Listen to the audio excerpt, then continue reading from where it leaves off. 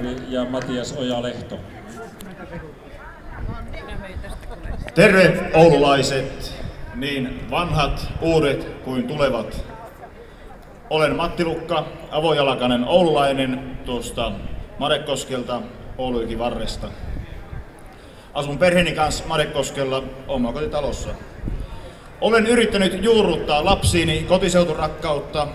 Yhtenä esimerkkinä siitä onkin se, että yleensä tällä lavalla on ollut osittain tai kokonaan lapsistani perustettu Tiernapoika-ryhmä. Reilun kuukauden päästä niissä merkeissä tavataan. Hyvät ystävät, toivottavasti kaikilla on unelmia, haaveita ja tavoitteita, koska nehän pitävät elämän mielenkiintoisena ja odottamisen arvoisena. Minulla on näitä kaikkia. Yksi haaveistani on, että lapseni ja heidän lapsensa saisivat asua ja elää Oulussa, hyvässä Oulussa, missä heille turvataan riittävät edellytykset elämään. Yksi unelmistani on, että saisin yhtenä valtuutettuna olla luomassa heille ja meille näitä kaikkia edellytyksiä.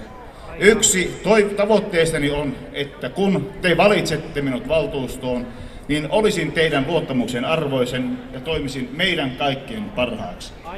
Hyvät ystävät, minä siis olen Matti Lukka, numero 270. Kiitos. Kiitos Matti. Riitta Lumijärvi.